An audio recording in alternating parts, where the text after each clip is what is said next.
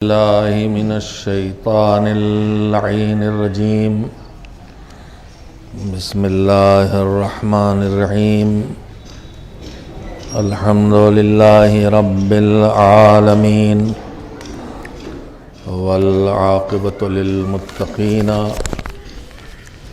والجنة للمؤمنين والنار للملحدين،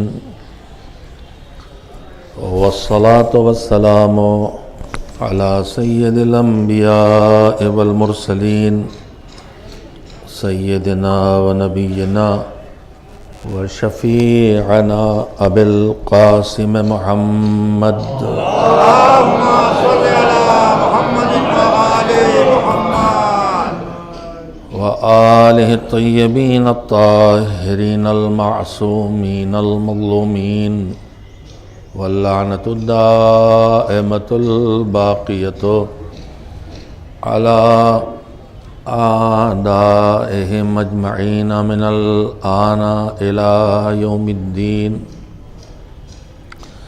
أما بعد، فقد قال الله سبحانه وتعالى في كتابه المبين وهو أصدق الصادقين وقوله الحق. أعوذ بالله من الشيطان الرجيم. ورضوان من الله أكبر ذلك هم الفوز العظيم. صلوات بجے محمد والے. اللهم صل على محمد وآل محمد.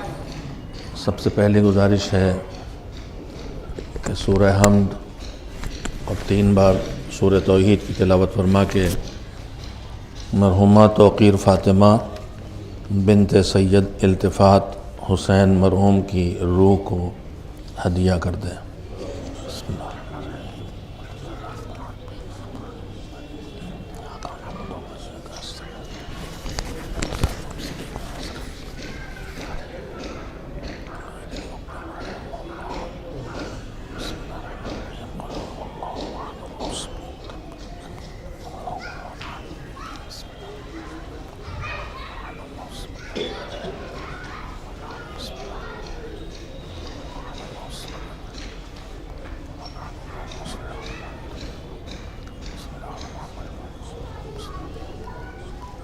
ایک بار صلوات بھیجیں محمد والے محمد.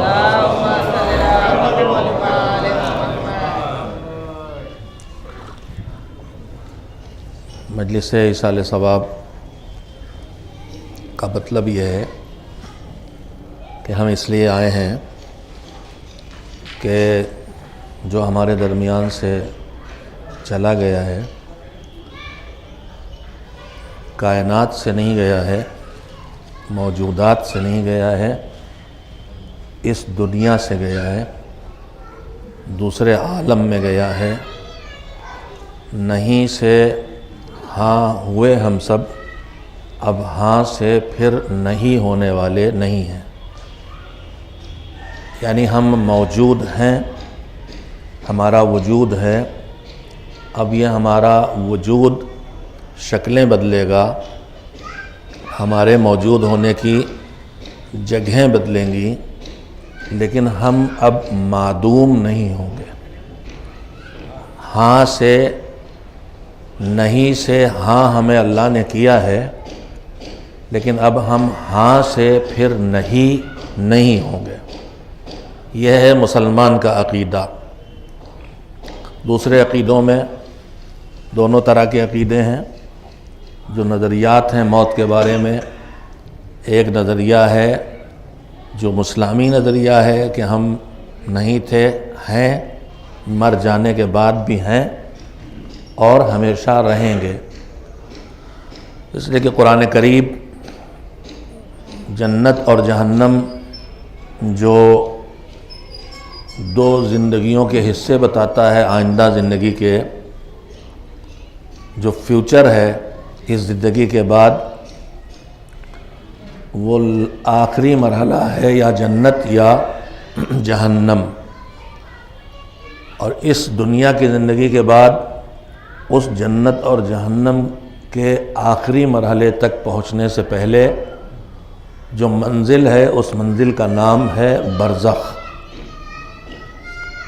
مجھے معلوم ہے کہ آپ سب کے ذہن ایک دم سے ان کو ایک جھٹکا لگا ہوگا کہ یہ کون سی مجلس شروع ہوئی ہے۔ مجلس جو ہم سننے کے عادی ہیں اس سے بہت الگ سی مجلس شروع ہوئی ہے، 1 گھنٹہ بیتے گا کیسے۔ لیکن میرے عزیزو، یہ ہماری زندگی کے مسائل ہیں، ہم ان مسائل پر نظر ڈالیں یا آنکھیں بند کر کے رکھیں، ان مسائل سے ہمیں دوچار ہونا ہے۔ میں نے شترمرغ کے لیے سنا ہے کہ جس پر کوئی دشمن حملہ کرتا ہے تو پہلے تو جان بچانے کے لیے بھاگتا ہے، اور جب اسے لگتا ہے کہ اب دشمن سے بچ نہیں سکتے تو وہ اپنا منہ ریت کے اندر گھسیڑ لیتا ہے۔ اب ریت میں آنکھیں چلی گئیں تو کچھ دیکھ نہیں رہیں اور دشمن اسے نوچتا کھسوٹتا اور زندگی میں نوچ نوچ کے مار ڈالتا ہے وہ جانور۔ تو ہم اپنے مسائل سے آنکھیں بند کریں یا کھلی رکھیں، مسائل سے تو دوچار ہونا ہی ہے۔ اس دنیا میں بھی جو ہونے والا ہے، ابھی جو ہمارے ملک کے حالات ہیں، کدھر جانے والے ہمیں نہیں معلوم۔ اب ان سے ہم اپنی آنکھیں بند رکھیں یا کھلی رکھیں، 2 راستے ہیں۔ آنکھیں بند رکھیں گے تو جو ہونے والا ہے وہ ہو کے رہے گا، جو ہمیں پسند نہیں، لیکن آنکھیں کھلی رکھیں گے تو ہم 100 راستے ان حالات سے نکلنے کے بھی بنا سکتے ہیں اور ان حالات کو بدلنے کے بھی بنا سکتے ہیں۔ تو اگر آپ مسلمان ہیں تو ہمیں جو مستقبل کے حالات ہیں ان پہ نگاہ تو رکھنا پڑے گی، جو نہ رکھے گا سامنا اس کو بھی کرنا ہے۔ قبر میں سب کو جانا ہے۔ برزخ کے مسلم ہونے کی حیثیت سے میں گفتگو کر رہا ہوں، میری کوئی گفتگو غیر مسلم کے لیے نہیں ہے، اور میرا ہدف بھی یہی ہے کہ دوسروں کو اپنا بنانے سے پہلے جو اپنے ہیں انہیں واقعاً اپنا تو کرو۔ اس سند کا کوئی فائدہ نہیں ہے کہ فلاں کو شیعہ بنا لے اور فلاں کو مسلمان بنا لے۔ پہلے سے جو یہ مسلم اور شیعہ بن کے آئے ہیں انہیں بچا کے تو رکھو، یہ شیعہ ہوتے ہوئے بھی شیعہ نہ رہ جائیں، یہ مسلمان ہوتے ہوئے بھی مسلمان نہ رہ جائیں، تو پھر باہر سے لانے کا فاصل کیا ہے؟ تم لاتے رہو، ادھر سے جاتے رہے۔ تو سب سے پہلا کام یہ ہے کہ بنانا بعد میں، پہلے بچانے کی مہم شروع کرو۔ اور یہ آپ کی اور ہماری دونوں زندگیوں میں، سب کی زندگیوں میں ایک مہم یہ ہوتی ہے، ایک ہوتی ہے بنانے کی مہم اور ایک ہوتی ہے بچانے کی مہم۔ اور بنانا آسان ہوتا ہے، بچانا مشکل ہوتا ہے۔ درخت لگا لینا بڑا آسان ہے، مگر پال پوس کے پودے کو پھلدار درخت بنانا اور پھر اس درخت کو بچا کے رکھنا مشکل کام ہوتا ہے۔ جتنا آسان ہمیں لگتا ہے اتنا آسان بچانا نہیں ہوتا ہے۔ بچے کو ہم نے آپ نے پڑھا لیا، انجینئر ڈاکٹر کچھ بھی بن گیا، لیکن شیطانی ہاتھوں میں پہنچ گیا، نہ اسے ماں باپ کی فکر ہے، نہ کنبے کی فکر ہے، نہ انسانیت کی فکر ہے، نہ اسے آخرت کی فکر ہے۔ تو ایسے بنانے سے کیا فائدہ ہوا کہ جس کام کے لیے بنایا تھا اسی کام کا نہ رہ گیا، لٹیرا بن گیا، کڈنی چور بن گیا۔ ایسا ڈاکٹر کس کام کا رہ گیا جو کڈنی چور بن گیا؟ ایسے ڈاکٹرز کس کام کے رہ گئے جو نارمل پیدائش کو سرجری سے مسلسل بدلتے رہے؟ ہم نے بنایا تھا انسانیت کی خدمت کے لیے، یہ انسان دشمن ہوتے چلے جا رہے ہیں۔ تو بنانا کافی نہیں ہے، بنانے کے بعد ان کا بچانا بھی ضروری ہے۔ اب کہیں کہیں صلوات بھیجنا بھی ضروری ہوتا ہے۔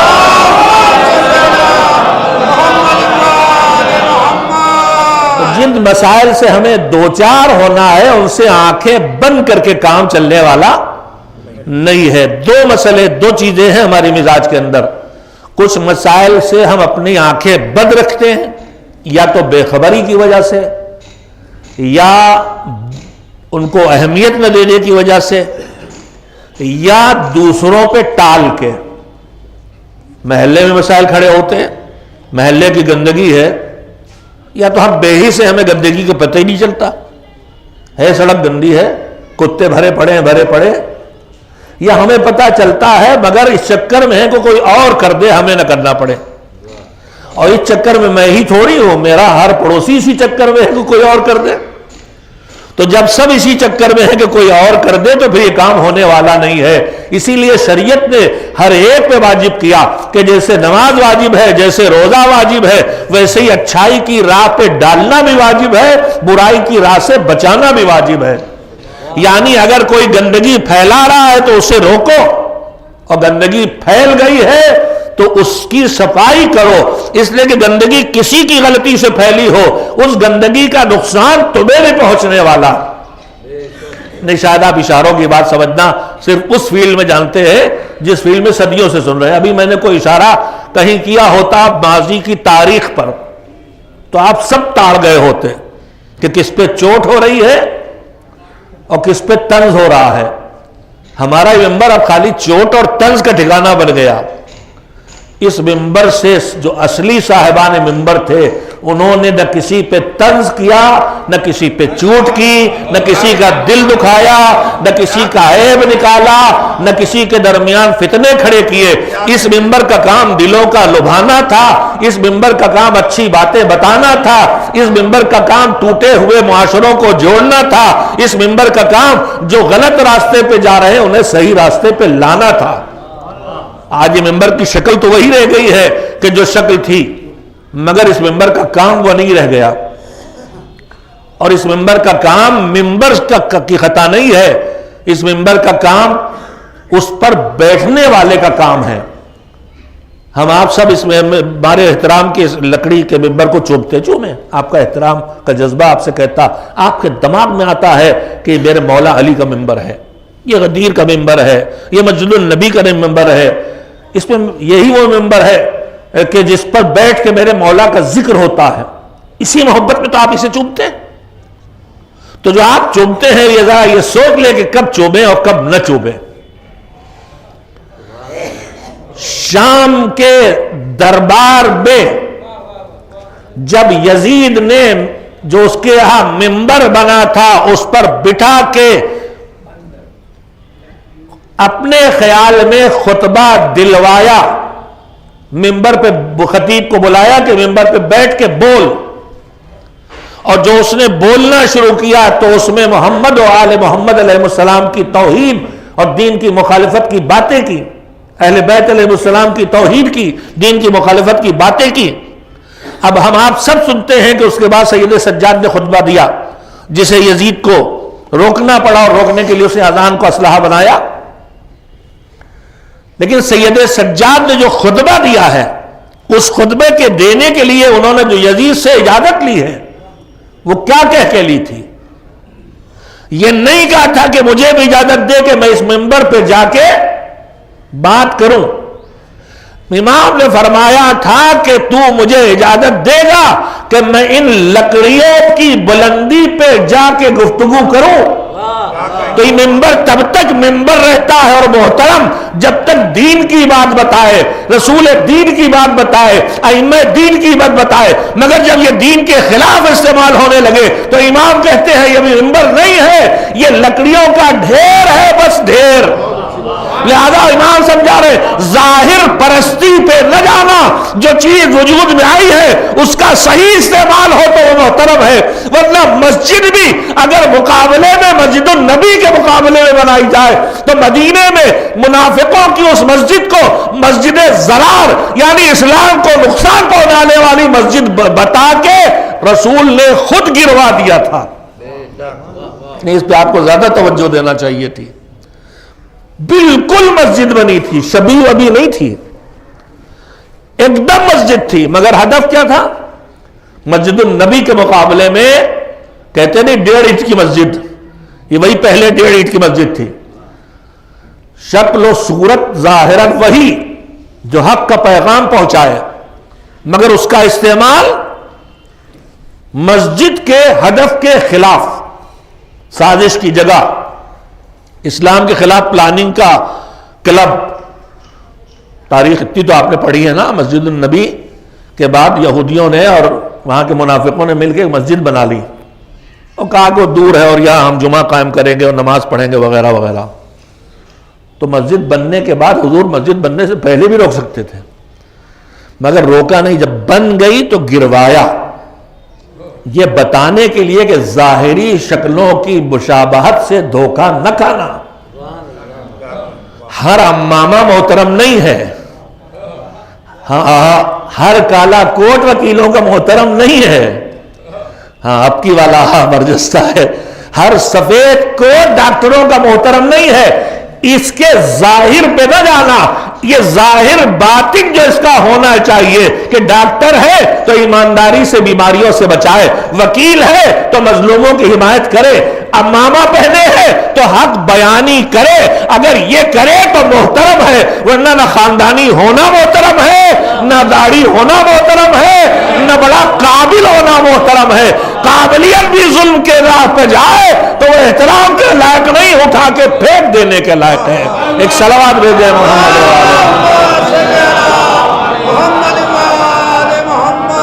شہید مطہری رحمت اللہ علیہ کا ایک جملہ تھا کہ اللہ نے انسان کی ہدایت کے لیے جو چیزیں خصوصیت سے جن کو اہمیت دی ان میں ایک چیز علم ہے.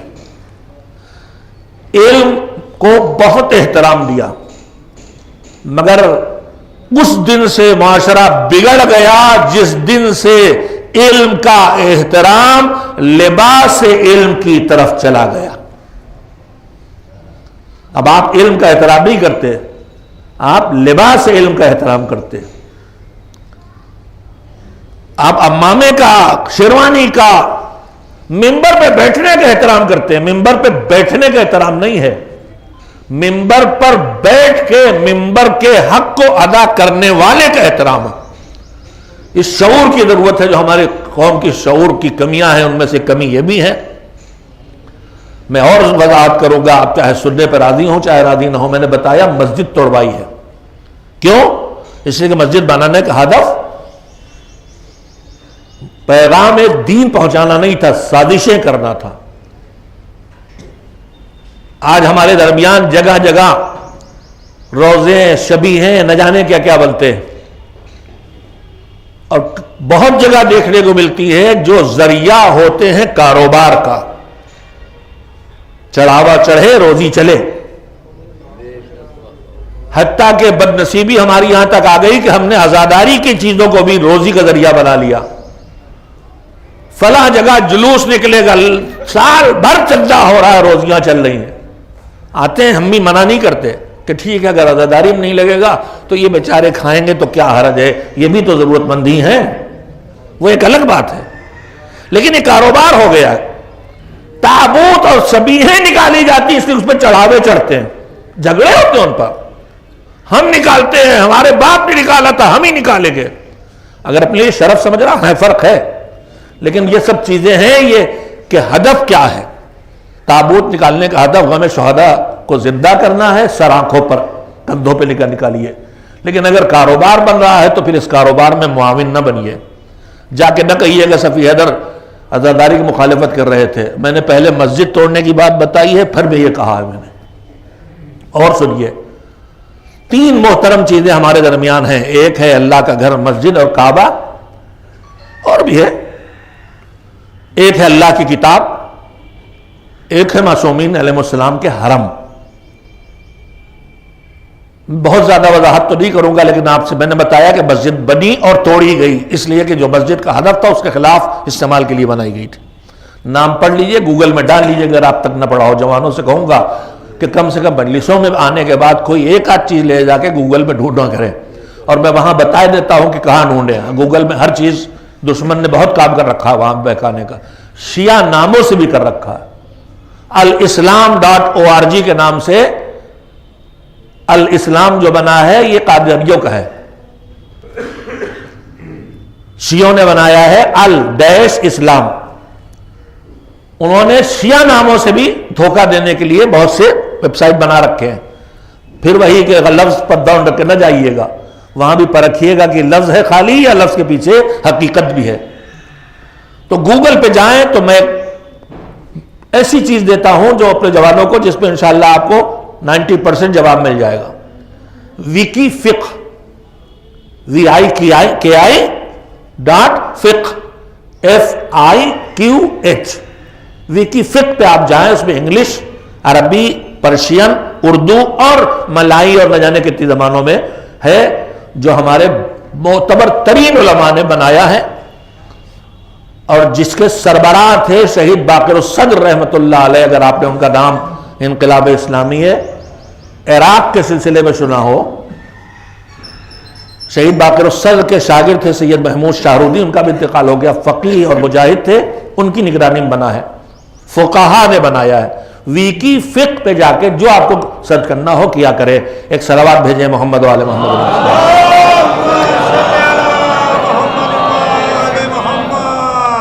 ابھی سے اتنی ٹھنڈی صلوات ہے تو پھر 1 گھنٹہ تو چلنا ہی چل رہا ہے.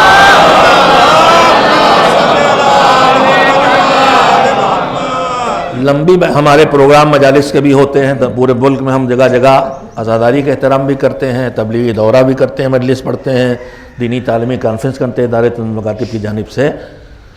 سال بھر عزاداری یہی ادارہ کرتا ہے. ہماری ہر کانفرنس کا اختتام ایک مجلس عزا پہ ہوتا ہے. ہمارے ہر تبلیغی دورے میں 5-6 بستیوں میں اگر ہم جاتے ہیں ایک دن میں تو وہاں مجلس عزا ہی ہوتی ہے. مگر الزام لگانے والے لگاتے رہتے ہیں، گلابی وہابی ہیں اور عزاداری کے مخالف ہیں وغیرہ وغیرہ. اگرچہ پرانے ہو گئے گھسے پیٹے. تو میں عرض کر رہا تھا ظاہر پہ نہ جائیں، حقیقت کو پہچانیں. ظاہر سے بہت دھوکہ دیا جا رہا. ظاہر مسجد بنی مگر ظاہری شکل مسجد کی منہدم کر دی گئی. دوسری محترم ترین چیزوں میں ہے قرآن مجید. قرآن مجید کا صحیح استعمال کیا ہے؟ اس کی تلاوت، اس کا سمجھنا اور اس پر عمل کرنا. قرآن نے اپنا ہدف یہ بتایا ہے. اب ہر کام جو کیا جاتا ہے اس کے وجود کے پیچھے کچھ اس کے اہم ترین مقصد فائدے ہوتے ہیں اور کچھ اس کے ارد گرد بھی ہوتے ہیں. ہم جو ڈاکٹر دوائیں دیتے ہیں اگر آپ ان دواؤں پہ جا کے لکھیں تو جس مین بیماری کے علاج کے لیے وہ دوا ہوتی ہے اس کے ساتھ لکھا ہوتا ہے، اور یہ اس کے اور بھی ہے اس کے تھوڑے تھوڑے سے کام ہے جہاں جہاں یہ چیز فائدہ پہنچاتی ہے. تو قرآن مجید کا اصل مقصد ہے ہدایت انسان. ہر انسان کی ہدایت کے لیے آیا ہے اور ڈیزائن بھی ایسے ہی ہوا ہے. البتہ قرآن مجید پہ 2 لفظوں میں سنی ہوئی بات آپ کو سنانا چاہتا ہوں کہ قرآن ایک جگہ کہتا ہے ہدی للناس اور ایک جگہ کہتا ہے ہدی للمتقین. انسان یعنی کافر ہو کہ مشرک ہو کہ ملحد ہو کہ فاسق ہو کہ فاجر ہو کہ عادل ہو کہ مومن ہو، سب کے لیے. اور ایک جگہ کہتا ہے ہدی للمتقین، صاحبان تقوی کے لیے، یعنی جو مومن ہونے کے بعد باعمل بھی ہو جائے. اتنا باعمل ہو جائے کہ واجبات کو نہ چھوڑے اور حرام کاموں کی طرف نہ جائے، وہ ہے متقی. قرآن کہتا ہے ہدی للناس ہدی للمتقین. قرآن کے بیان میں ٹکراؤ نہیں ہے. ایک جگہ بہت وائڈ رینج ہے ہدایت کی کہ جتنی جگہ انسان سب اس سے ہدایت پائیں، اور ایک جگہ صرف متقین. تقی بھائی بڑے غور سے دیکھ رہے ہیں. حرام سے بچنا، واجب کرنا، یہ ہے تقوی. اسی سے بنتا ہے تقی، اسی سے بنتا ہے متقی. وہ ٹیچر ہیں انشاءاللہ تاڑ گئے کہ میں کیا کہہ رہا ہوں. ایک صلوات بھیجیں محمد والے پر. میرے بھی بے تکلف احباب میں ہیں، میرے بڑے بھائی کے بے تکلف احباب میں ہیں، اسی لیے تقی بھائی کہتا ہوں. میرے بڑے بھائی کے بھی بے تکلف احباب میں ہیں. لیکن کچھ لوگ ایسے ہوتے ہیں جو ہر سن و سال کے لوگوں کے دوست ہوتے ہیں، اور حقیقتاً تو مومن کو ہر مومن کا دوست ہونا چاہیے، چاہے 15 سال کا ہو چاہے 95 سال کا ہو. مومن ہے تو دوست ہونا چاہیے، دشمن ہونا ہی نہیں چاہیے. اور اسلام تو اس سے آگے سکھاتا ہے. اسلام کہتا ملو، اگر لا الہ الا اللہ محمد الرسول اللہ میں والا ملا ہے تو اس سے کہو سلام علیکم، یعنی میری طرف سے تیرے لیے سلامتی ہے، اب ڈرنا نہیں مجھ سے. مجھ سے ملے ہو تو خوف نکالو دل سے، میں مسلم ہوں، سلام علیکم، تمہارے لیے سلامتی ہے، نہ مجھ سے گالی سنو گے، نہ طنز پاؤ گے، نہ توہین پاؤ گے، نہ ہاتھ پیروں سے کوئی دشمنی پاؤ گے، نہ دماغ کی سازشیں پاؤ گے، مسلم ہو تو میری طرف سے تمہارے اوپر سلامتی، یہ ہے مستحب۔ اور جیسے ہی میں نے سلامتی ادھر سے دی، ادھر سے واجب ہو گیا کہ اب تم کہو کہ اگر مارنے بھی آئے تھے تو سلام علیکم سن لیا، اب نہ اسے گالی دے سکتے ہو، نہ اس کی توہین کر سکتے ہو، نہ اسے ستا سکتے ہو۔ معاشرہ تو ایسا وجود میں اللہ لانا چاہتا ہے جہاں ہر ایک کے لیے ہر ایک کی طرف سے سلامتی ہو۔ سلام علیکم کا یہی مطلب۔ خیر واپس لاؤں آپ کو ذہنوں کو، کہاں واپس لانا بتائیے؟ میں عرض کر رہا تھا کہ ظاہر پہ نہ جائیں، اس کی حقیقت تک پہنچیں۔ ہم ظاہر پرستی پہ بہت لگ گئے، ممبر چوب رہے ہیں، چاہے اسی ممبر سے ابھی خلاف اہل بیت باتیں ہوئی ہوں، جتنی دیر اس ممبر سے خلاف اہل بیت باتیں ہو رہی اتنی دیر اب احترام نہیں اس کا تدارک ہمیں کرنا ہے۔ مولوی صاحب سے ہاتھ ملا رہے ہیں، چاہے ابھی وہ مسلمان کو مسلمان سے متنفر کرنے کی 1 گھنٹے کی جنگ لڑ چکے ہوں، بس ذاکر ہے تو محترم ہے، نہ ہر ذاکر محترم نہیں، لفظ پہ لفظ مل جاتا ہے۔ ہمارے بچپن میں مجلس کو گاؤں میں کہا جاتا تھا، عورتیں آج بھی کہتی ہیں فلاں گھر میں آج حدیث ہے، انہوں نے بڑی اچھی حدیث پڑھی، کہتے تھے کہ نہیں کہتے تھے؟ کیا لکھنؤ نہیں کہتے تھے؟ یہاں لکھنؤ والے کتنے بیٹھے ہیں؟ میرا گاؤں لکھنؤ سے 70 کلومیٹر دور ہے، ہمارے یہاں تو یہ کہا جاتا تھا بڑی اچھی حدیث پڑھی۔ اچھا، خواتین کا ایک اور عجیب غریب انداز تھا کہ جب خطیب کا نام لیتی تھی تو بالکل ویسے احترام کرتی جیسے اللہ کا کیا جاتا ہے۔ اللہ کی عظمت کیسے ہے؟ نہ اس کے آگے جناب لگایا جاتا ہے، نہ قبلہ لگایا جاتا ہے، بلکہ احترام میں ہمارے بھائی لوگ تو اللہ کے فرماتے ہیں کہتے ہیں، لیکن ہمیں جو اہل بیت سے سیکھنے کو ملا کسی سے کوئی شبہات نہیں، اللہ کہتا ہے۔ ہماری بہنیں بھی وہی احترام دیتی تھی۔ آج قلب عابد نے بڑی اچھی حدیث پڑھی، ہم پوچھتے بھیا یہ قلب عابد کیا کہ پٹی کے نیچے پیدا ہوئے؟ تو حدیث کہتے تھے مجلس کو، کہنے لگے تھے زبان بنتی ہے عمل سے، اور خطیب کو منبر پر آنے والے کو کہتے تھے ذاکر، آج بھی کہتے ہیں، آج بلا وجہ کے فاصلے پیدا کر دیے گئے، یہ ذاکر ہے یا عالم ہے؟ ذاکر ہونا ہی اسے چاہیے جو عالم ہو، اور عالم کا مطلب یہ نہیں کہ مدرسے میں پڑھا ہو چاہے نہ پڑھا ہو، شیروانی ٹوپی امامے میں ہو، عالم ہو یعنی جانکار ہو، اور جانکار ہو یعنی صحیح جگہ سے جانکاری لی ہو۔ یہ نہیں کہ دین سیکھنا چاہیے قوم اور نجف میں اور دین سیکھ کے آیا ہو پیرس سے اور انگلینڈ سے، جو خود دین کو سمجھے نہیں، سمجھے ہوتے تو مسلمان ہو گئے ہوتے، جو سمجھے نہیں ان مغرب والوں سے جو دین کو سمجھیں گے تو کبھی دین کو نہیں سمجھیں گے، مغربی عقل سے سمجھے ہوئے دین کو سمجھیں گے۔ مجھے اگر دین سیکھنا ہے، اگر مجھے میڈیکل ایجوکیشن لینا ہے تو انجینئرنگ کالج میں نہیں ملے گی، انجینئر بننا ہے تو میڈیکل کالج میں نہیں ملے گا۔ تو پھر بھیا دین سیکھنا ہے تو آپ کو کیسے اردو سے پی ایچ ڈی کرنے سے مل جاتا ہے، کیسے پرشین سے پی ایچ ڈی کرنے سے مل جاتا ہے، کیسے کسی اچھی پوسٹ پر آئی ایس بننے سے مل جاتا ہے، ان کو بٹھایا جا رہا، جو بیٹھے ہوں گے کچھ ممکن ہے برا نہ مانے، میری بات پہ توجہ دیں، ہم تو نہیں جاتے ڈاکٹر بن کے بیٹھنے، کوئی عالم تو نہیں جاتا انجینئر بننے، البتہ پوری دنیا ڈاکٹر بنی رہتی۔ 2 چیزیں ہمارے درمیان ہیں، ہم میں ہر ایک ڈاکٹر ہے، ہر ایک مولانا ہے۔ میرے پیر میں لڑاہٹ دیکھی ہے، ابھی تک تو آپ مجلس کے قیدی تھے، ورنہ 2-4 مومنین ضرور آ کے دوا بتاتے، یہ والا تیل لگا لیجئے اور یہ والی دوا کھا لیجئے۔ شوگر پیشنٹ آیا اور 10 دوائیں اس کو مل جاتی ہیں، اور آج کل تو واٹس ایپ پر صاحب قیامت برپا ہے، فری کی دوائیں چل رہی، علاج چل رہا۔ اور اسی طرح ہم کھڑے ہیں، کسی نہ کوئی مسئلہ پوچھنا چاہا، انشاءاللہ ہم سے پہلے کوئی اور مومن جواب دے دے گا۔ تو ہم میں ہر آدمی پیدائشی ڈاکٹر بھی ہے اور پیدائشی مولانا بھی ہے، اور جب پیدائشی ڈاکٹر اور مولانا بھی ہے تو پھر دین کا بس حق بن گیا۔ مگر میرے عزیزو، اگر ہمیں دین سیکھنا ہے تو ہمیں یونیورسٹیز میں نہیں ملے گا، ہمیں کالجز میں نہیں ملے گا، دین سیکھنا ہے تو وہاں جانا پڑے گا جہاں دین کی اصلی تعلیم ہے، اور وہ ہے حوزہائے علمیہ، چاہے وہ قم کے ہوں، چاہے وہ نجف کے ہوں، چاہے وہ شام کے ہوں، یا ان کے نکلے ہوئے ٹکڑے، چاہے وہ ناظمیہ کا ہو، چاہے سلطانیہ کا ہو، چاہے ناصریہ کا ہو، چاہے تنظیم المکاتب کا ہو، جہاں دین اس کی اصلی ٹھکانوں سے سکھایا جا رہا ہے، دین وہاں سے لیجئے تو ممبر پہ آئیے، اور پھر ممبر پہ آنے کی آزادی ہم نے محسوس کر لی، جسے چاہے ممبر پہ بٹھا لے۔ میرے عزیزوں، مذہب نے آزادی نہیں دی ہے۔ آپ نماز پڑھتے روزانہ جماعت سے، کس کے پیچھے پڑھتے ہیں؟ بولیے، امام جماعت تو اس کو کہتے ہیں، ہوتا کون ہے؟ مولانا صاحب۔ نماز جماعت البتہ ابھی ہمارے ہاں جیسے ممبر پر جو مجلس پڑھنے لائق ہو گیا اس کو ہم نے بٹھا لیا، بولنے لائق ہوا بٹھا لیا، ویسے اس محراب کا بھی حال ہو رہا ہے کہ ہم سلیکشن کرنے لگے کہ ہم جس کو لائق سمجھے اسے بٹھا لیں۔ دنیا کے ہر سلیکشن میں ایکسپرٹس بلائے جاتے ہیں۔ آپ کوئی جاب نکالتے ہیں تو اس کا ایکسپرٹ بلا کے بٹھاتے ہیں، دیکھیے اس لائق ہے۔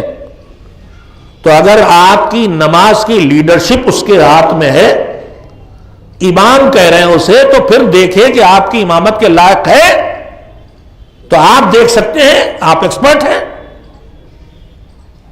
آپ ایکسپرٹ ہیں، ابھی طے کر لیجئے۔ امام ایک جماعت کے لیے شرط ہے کہ وہ اپنی نماز صحیح پڑھتا ہو۔ کسی کی نماز کے صحیح پڑھنے کا سرٹیفکیٹ آپ دے سکتے ہیں؟ آپ کو قواعد تجوید معلوم ہے؟ میری بڑی تلخ باتیں ہو گئی ہیں مگر سچ ہے سب انشاءاللہ، اور کسی کی توہین کے لیے نہیں ہے۔ معاشرے میں جو ہمارے مومنین اپنی انرجی ضائع کر رہے ہیں اس کے بچانے کے لیے آپ میں جذبہ عمل کی کوئی کمی نہیں ہے، ٹھیک سے راستہ نہیں دکھایا گیا۔ بانی تنظیم مولانا غلام عسکری اللہ مقامہ کہتے تھے کہ ہماری قوم بے عمل نہیں ہے، بے خبر ہے۔ جتنا بتا دیا اتنا کر رہی ہے، جو بتائیں گے نہیں وہ کرے گی کیسے؟ میرے عزیزوں، بتائیے نماز میری صحیح ہے کہ نہیں، آپ کیسے طے کر لیں گے؟ امامے کی شرط نہیں ہے، ابا کی شرط نہیں، شیروانی کی شرط نہیں، نماز صحیح ہو۔ آپ طے کر سکتے ہیں نماز صحیح ہے، آپ ایکسپرٹ ہیں، آپ کو واجبات نماز، ارکان غیر ارکان، ان کی ادائیگی، تلاوت اور تلاوت کی صحت، کہاں مخرج درست نہیں ہے، کہاں قرأت درست نہیں ہے، کہاں زبردیر درست نہیں ہے۔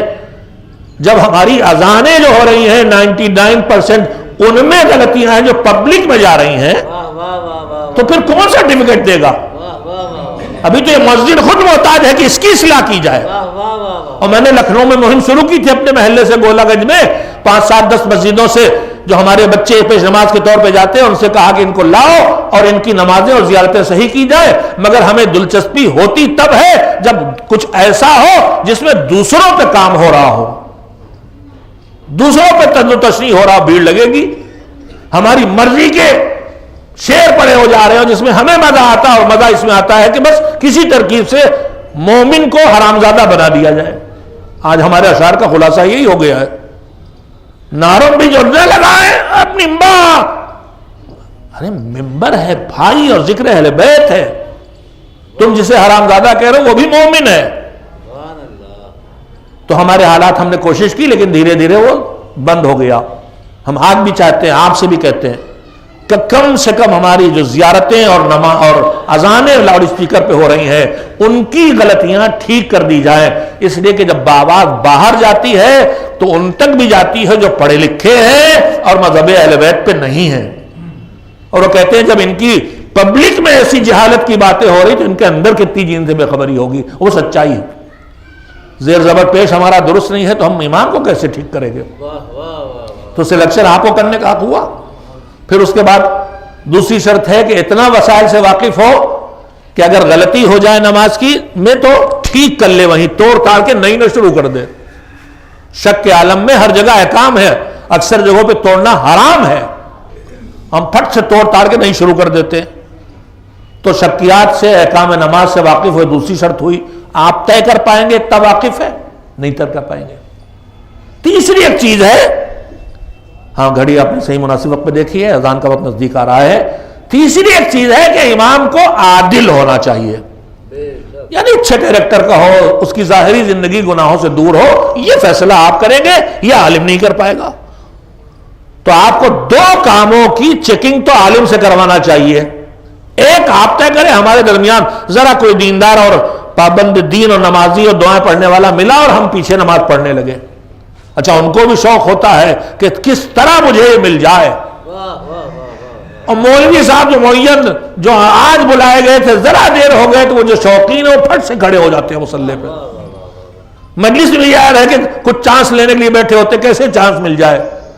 تو ہم نے سوچا بھائی نماز میں تو اتنی شرط ہے کہ عادل ہو اور عالم ہو، کم سے کم مسائل نماز کا عالم ہو، پوری شریعت کا عالم ہونے کی شرط نہیں ہے۔ اور خطابت میں مجلس میں کون سی شرط ہے میرے عزیزوں؟ اس سے تگڑی شرط ہے۔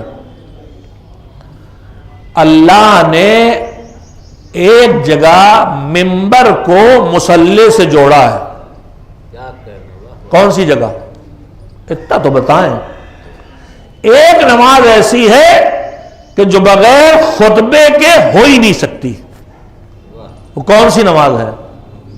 نماز، دیکھیے میں مکتب کا آدمی ہوں، 1200 مکاتب میں 50,000 بچے پڑھتے ہیں تنزیل المکاتب میں، میرا دن رات کام پڑھانا پڑھنا ہے، پڑھنے کا ماحول بنانا ہے۔ میں ایسے آگے بڑھنے والا نہیں۔ میرے ایک استاد تھے جامعہ ناظمیہ میں، مولانا ہاشم صاحب قبلہ اللہ ان کے درجات بلند کرے، وہ پڑھاتے پڑھاتے ایک دم سے پلٹ کے کہتے تھے واپس کرو، واپس کرو۔ اس لیے کہتے تھے کہ جب دیکھتے تھے اونگ رہا ہے تو اس نے میری سنی نہیں، تو واپس کیجئے۔ کون سی نماز ہے کہ جو بغیر خطبے کے نہیں ہوتی؟ ایسا کون سا مشکل سوال ہے؟ نماز جمعہ۔ خطبہ وہ دے گا جو نماز پڑھائے گا۔ ہم نے کہا کہ یار یہ مولوی صاحب بڑے سیدھے سادے اچھا خطبہ نہیں دے پاتے، اور یہ فلاں صاحب آ گئے ہیں بڑے مانے جانے خطیب، خطبہ ان سے دلوا لے، نماز ان سے پڑھوا لے۔ ہوگا؟ نہیں ہو سکتا۔ جو نماز پڑھائے گا خطبہ وہی دے گا۔ نماز کون پڑھائے گا؟ ابھی آپ کے سامنے بیان کیا، جو علم والا ہو، جس کی قرت صحیح ہو۔ چلیے، عالم ہونے کے ساتھ اور شرط کیا ہے؟ عادل ہو۔ عالم بھی ہو، عادل بھی ہو۔ جب مصلی پہ کھڑا ہوا ہے تو جتنا علم مصلی پہ نماز کے لیے ضروری ہے اتنا علم اس کے پاس ہو، اور عدالت۔ تو منبر پر وہی آئے جو مصلی پہ کھڑے ہونے لائق ہو، مصلی پہ وہی جائے جو عالم بھی ہو، عادل بھی ہو۔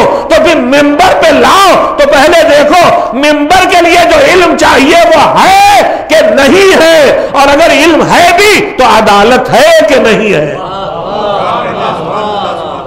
اگر یہ منبر سے مسلمانوں کو لڑاتا ہے تو عدالت نہیں ہے۔ اگر یہ منبر سے انسانوں کو انسانوں سے لڑاتا ہے، ہندو مسلم کراتا ہے، تو یہ عالم یہ منبر پہ جانے کے لائق نہیں ہے۔ اگر یہ دین کو بگاڑتا ہے تو یہ توحید پہ حملہ کرتا ہے تو یہ منبر پہ جانے کے لائق نہیں ہے۔ اگر یہ احکام خدا کی توہین کرتا ہے، نماز اور روزے اور حج کو جن کے چھوڑنے والوں کو کفر کے مرحلوں میں مانا ہے شریعت نے، ان کو ہمتیں بڑھا کے احکام خدا کا مذاق اڑاتا ہے تو منبر پر جانے کے لائق نہیں ہے۔ اگر لوگوں کے دلوں میں دین نے، قرآن نے، پیغمبر نے جو خوف خدا بٹھایا تھا تاکہ برائی سے بچیں، اگر یہ خوف خدا ان کے دلوں سے نکالتا ہے تو یہ منبر پہ جانے کے لائق نہیں ہے۔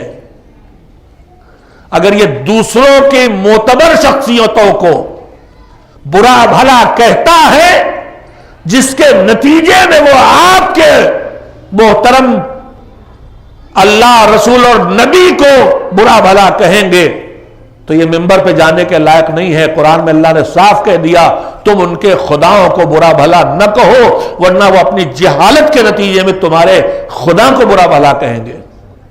ہم ان کے بتوں کو برا بھلا کہیں وہ ہمارے خدا کو برا بھلا کہیں، اس سے بدنصیبی کیا ہے؟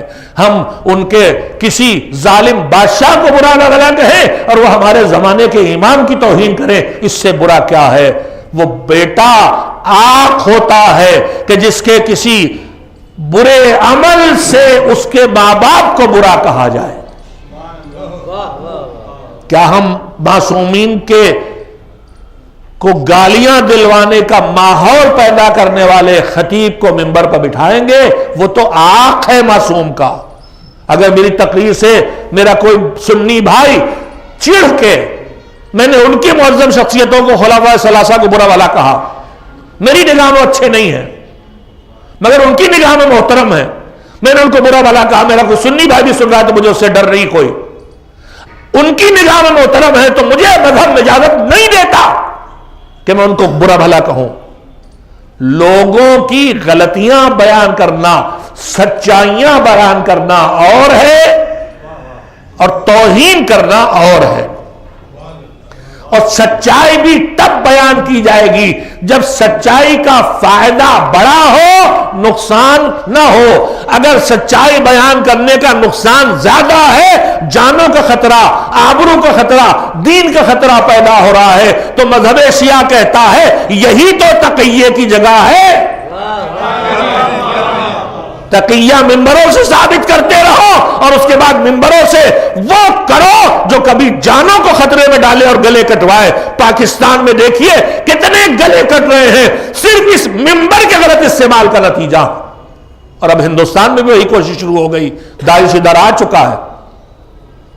اور آپ ان سازشوں کو نہیں سمجھتے کہ اسرائیل، امریکہ، انگلینڈ جیسی بڑی طاقتیں دونوں طرف ہیں موجود، ادھر سے میرے جیسے ممبر پہ آ کے جو ان کو برا بھلا کہہ رہے ہیں، ان کے پیچھے بھی وہ طاقتیں ہیں کہیں نہ کہیں، سب کے پیچھے نہ ہو چاہے، اور جو ادھر سے ادھر کو کر رہا ان کے پیچھے بھی وہی طاقتیں۔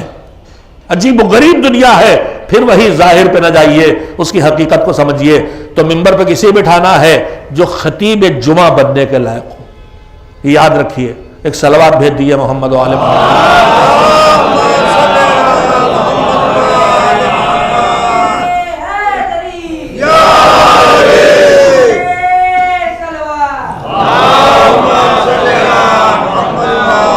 چاہے وہ خطیب ہو، چاہے وہ ذاکر ہو، چاہے وہ شاعر ہو۔ میں نے کہا تھا ہمارے بچپن میں ذاکر کہا جاتا تھا، کیوں؟ ذاکر کا مطلب ذکر کرنے والا، تو ذکر کس چیز کا کرے ممبر پہ آ کے؟ ذاکر کا مطلب تھا وہ جو ممبر پہ آئے تو تمہیں خدا کی یاد دلائے۔ ذکر کا مطلب ہوتا یاد کرنا۔ فَاذْكُرُوا اللَّهَ ذِكْرًا كَثِيرًا کا مطلب یہ نہیں کہ اللہ اللہ کی تسبیح پڑھیں، اللہ کو بہت یاد کرو، یعنی ہر وقت اللہ کو یاد رکھو۔ دکان پہ سودا بیچو تو اللہ کو یاد رکھو، ٹھگو نہیں۔ نوکری کرنے بیٹھو تو تم نے تنخواہ لی ہے تو بیچ میں بیٹھ کے واٹس ایپ پہ مت کھیلو، اپنے جاب کے دینے والے کو دھوکہ نہ دو، یہ تمہارا وقت اب اس کا ہے، تمہارے واٹس ایپ پہ کھیلنے کا نہیں ہے۔ یہ ہے اللہ کو یاد رکھنا۔ چوراہے پہ جا کے کھڑے ہو، چائے پی کی چسکیاں لو، دوستوں کے ساتھ تفریح کرو تو غیبتیں نہ کرو، اللہ کو یاد رکھو۔ فَاذْكُرُوا اللَّهَ ذِكْرًا كَثِيرًا، اللہ کو بہت یاد رکھو۔ اللہ کو یاد رکھنا ہے ذکر۔ ذاکر وہ ہے جو اللہ کو یاد دلائے، ذاکر وہ ہے جو اللہ کو یاد دلائے۔ ممبر پہ آئے تو جہنم کو یاد دلائے، جنت کو یاد دلائے، برزخ کو یاد دلائے، سیرت معصومین کو یاد دلائے، سیرت زہرا کو یاد دلائے، ان کی قربانیاں یاد دلائے، ان کا ایثار یاد رکھائے، ان کے خدمات یاد دلائے، ان کی فضیلتوں کی یاد دلائے۔ وہ جو دماغوں میں خدا اور نظام خدا کی یاد کو تازہ کرے، وہ نہیں جو دلوں سے خوف خدا کو اور خوف عذاب خدا کو یا معصومین کی نصیحتوں کو نکال دے۔ آ کے بھول میں نہ ڈالے، آ کے یاد دلاتا چلا جائے۔ خواتین حدیث کیوں کہتی تھی؟ اس لیے کہ جو ذاکر آتا تھا وہ اس کے لیے اتنی حدیثیں پڑھتا تھا معصومین کی کہ پوری مجلس حدیث کہی جاتی تھی۔ آج ہمارا حال کیا ہے کہ ہماری مجلس میں شروع سے آخر تک نہ حدیث ہے، نہ حدیث سے نکلے ہوئی باتیں ہیں، اپنے تخیلات ہیں، جو چاہے بیان کرو۔ اس مجلس کو واقعا حدیث رہنا چاہیے، یعنی معصومین کے ارشادات کی روشنی میں گفتگو ہو۔ جو ایک بات کہہ رہا تھا جس سے رک گیا کہ ظاہر پرستی پہ نہ جائیے، مسجد توڑوائی۔ میدان صفین میں جب علی کا لشکر آخری منزلوں پہ تھا فتح کے، اور مالک اشتر بس ایک وار باقی تھا، اور جو مفسد تھا وہ دنیا سے چلا جاتا، امیر شام کے خیمے تک پہنچ گئے تھے، اندر پہنچنا تھا، صرف ایک وار باقی تھا۔ مگر ادھر کیا ہوا؟ اسی کی سازش سے نوکے نیزہ پہ قرآن آ گیا۔ قرآن محترم ہے نا، ہے محترم کہ نہیں ہے؟ مگر علی کہہ رہے اس وقت اس کا احترام نہیں ہے۔ کیوں؟ اس لیے کہ قرآن جو نیزوں پہ بلند کیا ہے یہ تمہاری ہدایت کے لیے نہیں اٹھایا گیا ہے، یہ تمہاری گمراہی کے لیے نیزوں پہ لایا گیا ہے، یہ تمہیں امام وقت سے دور کرنے کے لیے لایا گیا ہے، امام وقت کی نافرمانی کے لیے لایا گیا ہے۔ تو جب یہ قرآن بھی اس کا بھی غلط استعمال ہو جائے تو یہ اس وقت محترم نہیں ہے کہ بھائی اب قرآن ہے صاحب اب کیا کریں، نا، قرآن حق ہے، حق قرآن کے ساتھ ہے، لہذا آپ حق کا ساتھ دیجئے، یہی قرآن کا احترام ہے۔ منبر حق ہے، حق کے بیان کے لیے ہے، جب منبر حق بیان کرے تو آپ اس کا کسی مدد کیجئے۔ روزہ حق ہے، روزہ حق ہے، روزے میں جو دفن ہے وہ حق والے ہیں، اور جو حق والے ہیں ان سے حق کی باتیں ہونا چاہیے۔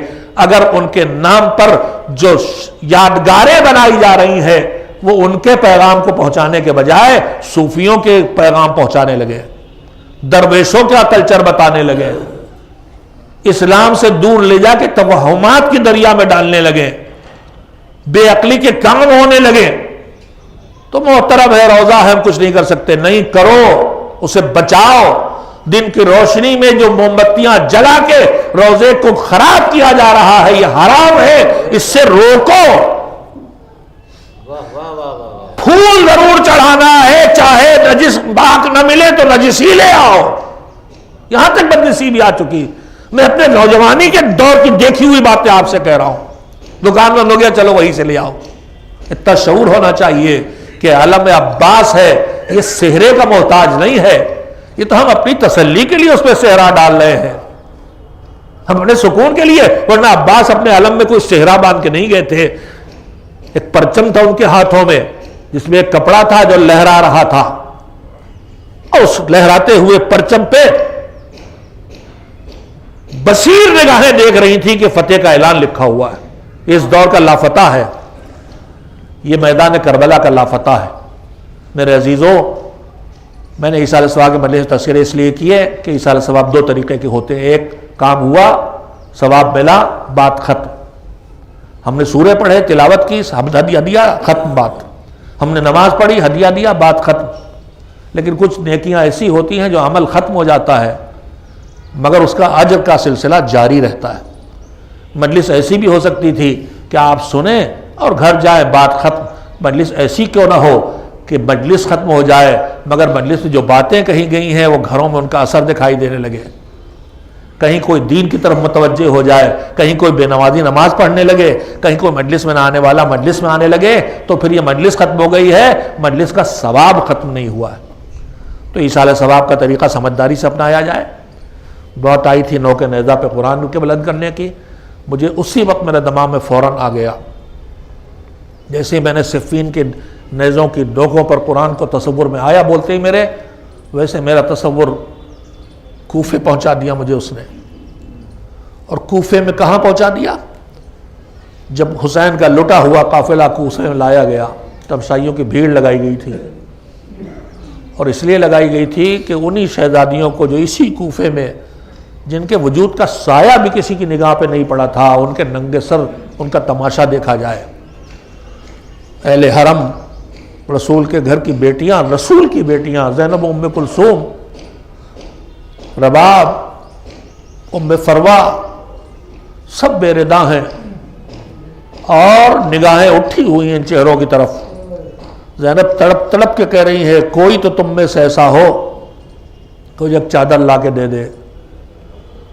جو بھتیجا ہے اس کے ہاتھوں میں ہتھکڑیاں ہیں مگر وہ اتنا مجبور بھی نہیں ہے، ابھی ان ہتھکڑیوں کے بغیر کربلا جا کے بابا کو اکیلے دفنائے گا، مگر وہ بھتیجا بھی ہتھکڑیاں پہن کے اعجاز چادریں نہیں دیتا۔ کہیں کہیں دماغوں میں آتی ہے بات، اس لیے کہ بھتیجے کو معلوم ہے ہم جو چادر دیں گے ابھی پھر چھنے گی، پھر دل دکھیں گے، پھر اور ستم ہوگا۔ مظلومیت یہاں پر ہے کہ زینب تڑپ تڑپ کے کہہ رہی بے غیرتو چادر دے دو، چادر دے دو۔ کوئی چادر کا دینے والا نہیں ہے۔ نوکے نیزہ کی بلندی سے حسین نے اپنی بہن کی بے چینی کو دیکھا۔ حسین نے شاید آواز دی ہو میری بہن، میرا بے گور و کفن لاشا کربلا میں پڑا ہے، اور میری بہن تم اتنی مجبور تھی کہ تم سر پہ چادر ہوتی تو شاید اسی سے پھاڑ کے کفن دے دیتی، نہ دے سکی۔ میری بہن میرے ہاتھ کاٹ دیے گئے، میری بہن میرے لاشے کو کچلا گیا، میری بہن میرے بدن میں جو میں نے پھٹا لباس پہنا تھا وہ بھی چھین لیا گیا، میری بہن لاش میری پڑی ہے، صرف گرد و خاک نے میرا حجاب کیا ہے، جسم کو چھپایا ہے۔ بہن تیرے چادر کہاں سے لا کے دوں؟ مگر میری بہن میرے مالک نے مجھے حیات دی ہے، میں شہید ہوں، تیری حفاظت کرتا ہوں، چادر تو نہیں دے سکوں گا مگر نگاہیں تجھ سے ہٹا دوں گا۔ ایک مرتبہ نوکے نیزہ سے مظلوم بھیا کی زبان نے تلاوت شروع کر دی، ساری اٹھی ہوئی نگاہیں پھر گئی سر حسین کی طرف، زینب کے حجاب کا انتظام ہو گیا۔ مجھے یہیں پہ یاد آیا ایک منظر اور، وہ منظر کون سا ہے؟ وہ منظر یہ ہے کہ کسی دیکھنے والے نے دیکھا کہ سارے سر تو نوکے نیزہ پہ ہیں مگر ایک سر ایک گھوڑے کے گلے میں رسی سے بندھا ہے، اور جب گھوڑا چلتا ہے تو کبھی داہنے پیر سے ٹھوکر لگتی ہے، سر باقی طرف آتا ہے،